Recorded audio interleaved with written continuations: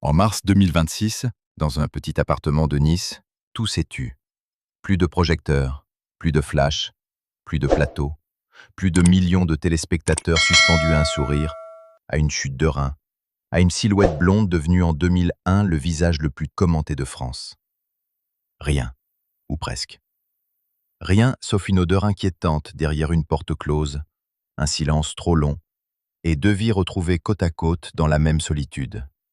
Loana Petrucciani, 48 ans, première grande étoile de la télé-réalité française, et Titi, son petit chien, celui qu'elle décrivait comme « mon ange, mon ami, mon amour ».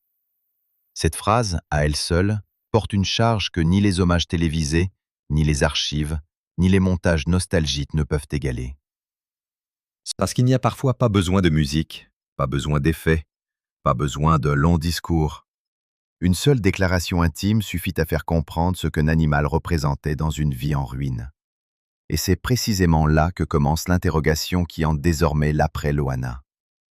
Titi, dernier compagnon, dernier témoin, dernier lien affectif d'une femme souvent abandonnée par les humains, pourra-t-il reposer auprès d'elle? Ou bien même la mort les séparera-t-elle encore?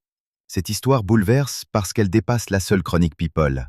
Elle parle de célébrité, de chute, de fidélité, d'isolement, de pardon impossible, et de cette question plus grande encore que chacun évite jusqu'au dernier moment. Qu'est-ce qui reste quand le bruit du monde s'éteint enfin? Pour comprendre pourquoi cette question autour de Titi remue autant de monde, il faut revenir bien avant Nice, bien avant la porte fermée, bien avant les conclusions prudentes du parquet. Il faut revenir au moment où Loana n'était encore pour la France qu'un prénom inconnu. Loana Petrucciani naît le 30 août 1977 à Cannes. Bien avant de devenir une créature médiatique, elle fut une enfant cabossée, puis une jeune femme issue du Sud, avec ce mélange de fragilité et de présence qui allait plus tard captiver les caméras. En 2001, quand M6 lance Loft Story, adaptation française de Big Brother, personne ne sait encore qu'un basculement culturel est en cours. La télévision française s'apprête à fabriquer, en direct, un nouveau type de célébrité, immédiate, massive, intrusive, dévorante. Loana entre dans cette expérience comme une anonyme. Elle en ressort comme un phénomène social. Le succès du programme est colossal. L'émission s'impose instantanément comme un événement populaire, battant des records pour la chaîne et installant la télé-réalité dans le paysage audiovisuel français. Loana en devient la figure centrale, celle que l'on regarde, que l'on désire, que l'on juge, que l'on commente, que l'on découpe en symboles. En gagnant Love Story en 2001, elle n'a pas seulement remporté une émission, elle a inauguré une ère. Et c'est peut-être là que se niche la première tragédie.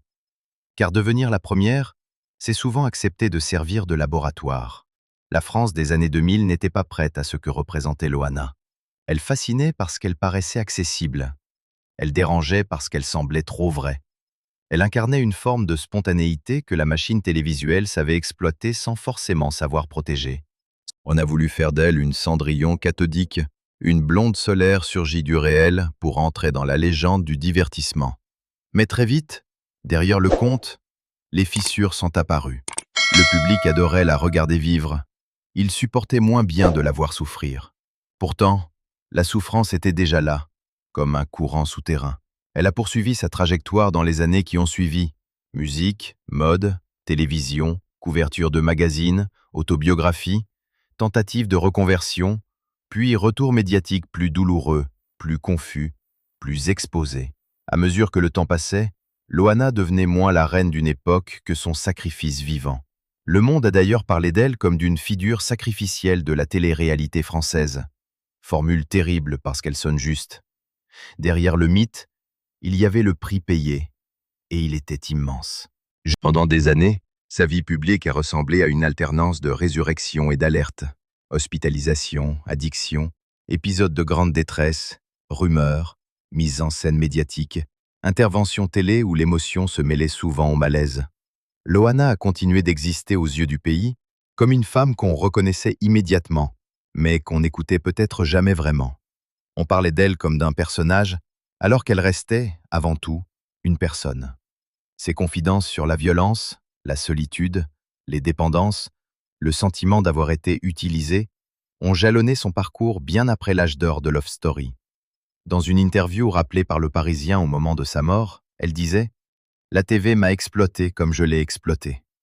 Même là, dans cette phrase lucide, presque clinique, il y a toute la complexité de son destin. Elle n'était ni seulement victime, ni seulement actrice de sa propre légende. Elle était les deux à la fois, et c'est peut-être ce mélange qui la rend aujourd'hui encore si difficile à raconter sans injustice. Puis vient ce mois de mars 2026, lourd, opaque, irréparable. Le 25 mars, à Nice, tout bascule dans le réel le plus cru. Des voisins s'inquiètent. Une odeur étrange, persistante, finit par déclencher l'alerte. Les secours interviennent en fin de journée. L'appartement est fermé à clé de l'intérieur, et les pompiers doivent passer par une fenêtre ouverte pour pénétrer dans le studio situé près de la gare, dans le centre-ville. À l'intérieur, la scène est d'une tristesse presque insoutenable. Loana est retrouvée sans vie, dans un état de décomposition avancée selon plusieurs récits de presse, et Titi est mort à ses côtés. Le parquet de Nice ouvre une enquête pour recherche des causes de la mort. Très vite, un élément est avancé. Le décès remonterait à plusieurs jours. L'hypothèse d'une intervention d'un tiers est écartée. L'autopsie transmise au tribunal judiciaire de Nice à la fin du mois évoque une plaie superficielle du cuir chevelu compatible avec une chute sur la hauteur du corps, ainsi que des ecchymoses au niveau du dos, des lombaires et des fesses, elles aussi compatibles avec une chute. Mais la cause précise du décès n'est alors pas définitivement établie. Elle pourrait être d'origine médicale ou toxique, selon le parquet. En d'autres termes, on sait davantage ce qui n'a probablement pas eu lieu, mais on ne sait pas encore avec certitude ce qui a achevé Loana. Et dans cet espace d'incertitude, les hypothèses, forcément, prolifèrent. L'une des hypothèses les plus commentées est celle d'une chute en arrière, peut-être suivie d'une incapacité à appeler de l'aide. Une femme seule, fragilisée, possiblement déjà affaiblie physiquement, tombant dans son appartement sans pouvoir se relever. L'image glace, justement parce qu'elle semble plausible. Une autre piste, évoquée prudemment par les autorités, concerne une origine médicale ou toxique, dans l'attente d'analyses complémentaires. Et puis il y a l'autre mort, celle de Titi, qui rend la scène encore plus insoutenable. Les proches, les médias, le public ont immédiatement cherché à comprendre.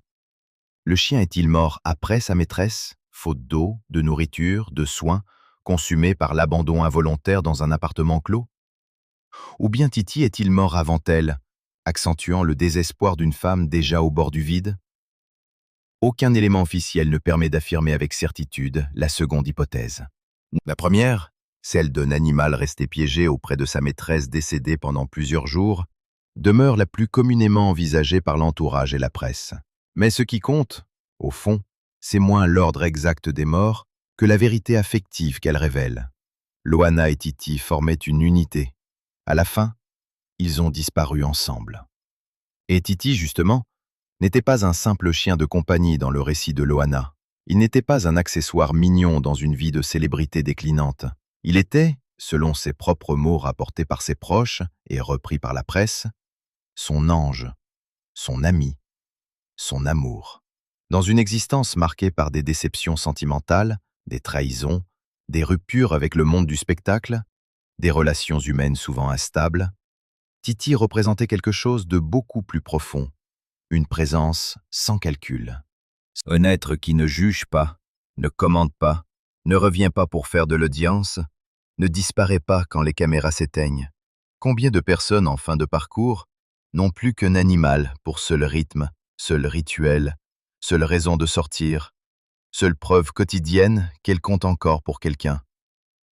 Titi était de cet ordre-là, un maître étalon du vivant, une petite respiration dans une vie déjà saturée de blessures.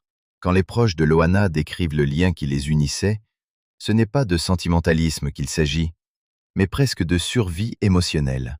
Il faut entendre ce que cela veut dire. Quand une personne dit publiquement que son chien est son amour véritable, elle ne cherche pas seulement à attendrir, elle révèle un désert autour d'elle.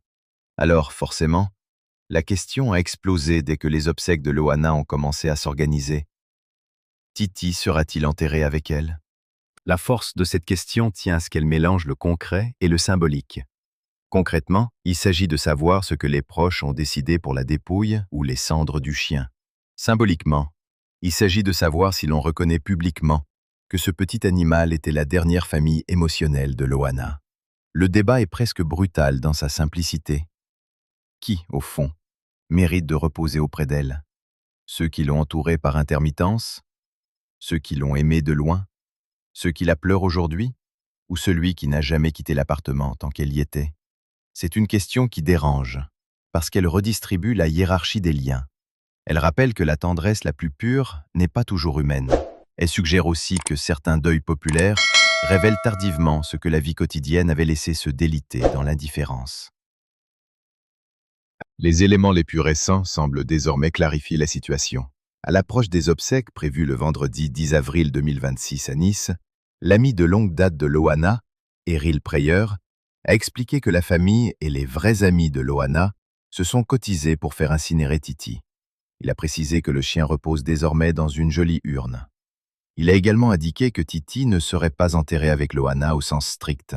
En revanche, l'idée que ses cendres puissent être placées à côté d'elle ou déposées avec les siennes dans le cadre de la cérémonie ou du souvenir privé a été évoquée. Voilà donc la vérité qui se dessine. Non, Titi ne sera pas officiellement inhumé ou déposé dans la tombe avec elle comme certains l'imaginaient. Mais non, il ne sera pas non plus rejeté dans l'ombre administrative d'un animal disparu. Il y aura une proximité, une forme d'union mémorielle, même si elle prend la forme discrète d'une urne, d'un geste intime, d'une cendre auprès d'une autre. Peut-être est-ce, au fond, plus fidèle à ce qu'était Loana à la fin de sa vie. Une femme dont l'essentiel se jouait loin des grands dispositifs, dans les détails fragiles. Cette décision, en apparence pratique, dit beaucoup. Elle dit d'abord qu'il y a autour de Loana, malgré tout, quelques personnes qui ont voulu préserver une part de dignité.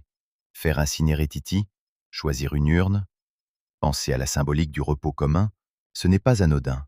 C'est reconnaître que ce chien n'était pas un détail annexe du drame, mais une partie intégrante de l'histoire. C'est aussi un geste de réparation.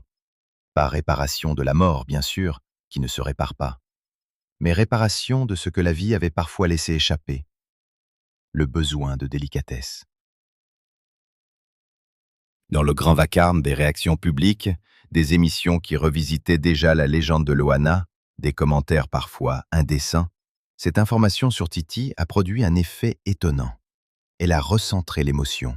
Tout à coup, les gens ne parlaient plus seulement de scandale, d'autopsie, de dépendance, de carrière détruite. Ils parlaient de fidélité. Un chien, une urne, une femme retrouvée seule. Et soudain, l'histoire cessait d'être un simple fait divers de célébrité pour redevenir ce qu'elle n'aurait jamais dû cesser d'être, l'histoire d'une solitude humaine.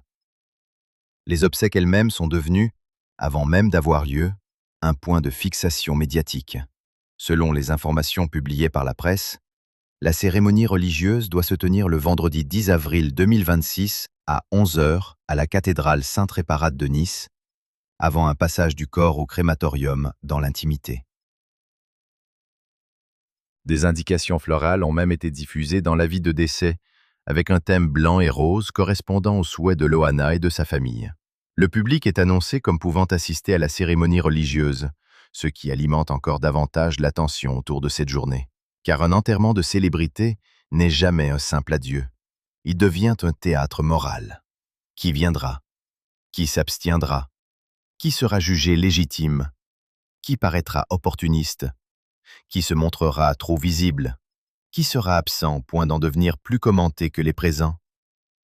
Dans le cas de Loana, cette tension est d'autant plus forte que son histoire appartient à une mémoire collective française.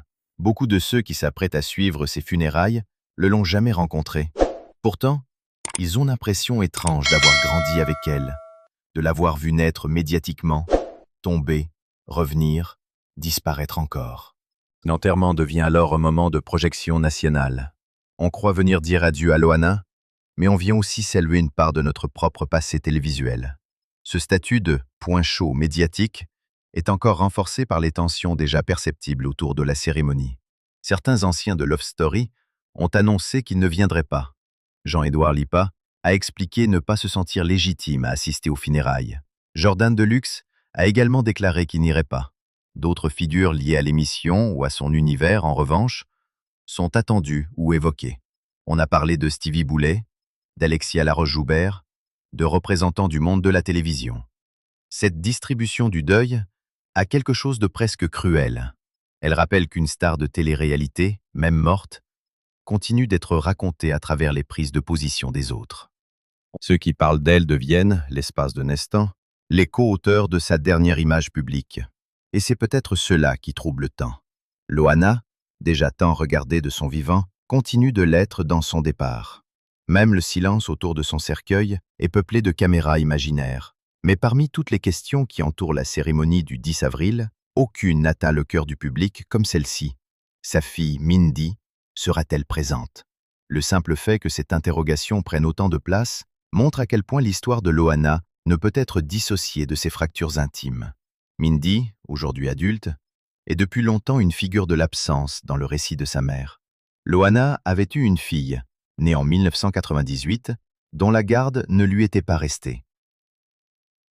Les années ont laissé derrière elle une relation compliquée, douloureuse, lointaine, faite de tentatives de rapprochement sans véritable réconciliation durable aux yeux du public. Au moment de la mort de Loana, cette blessure familiale ressurgit avec une force terrible, parce qu'au fond, chacun le sent. La présence de Mindy aux obsèques ne serait pas une simple information mondaine. Elle serait un signe, un geste, peut-être une paix tardive, peut-être un pardon muet, peut-être seulement un devoir. Ou au contraire, son absence prolongerait jusqu'au bout l'histoire d'un lien qui n'a jamais réussi à se refaire. À ce stade, les informations disponibles demeurent prudentes.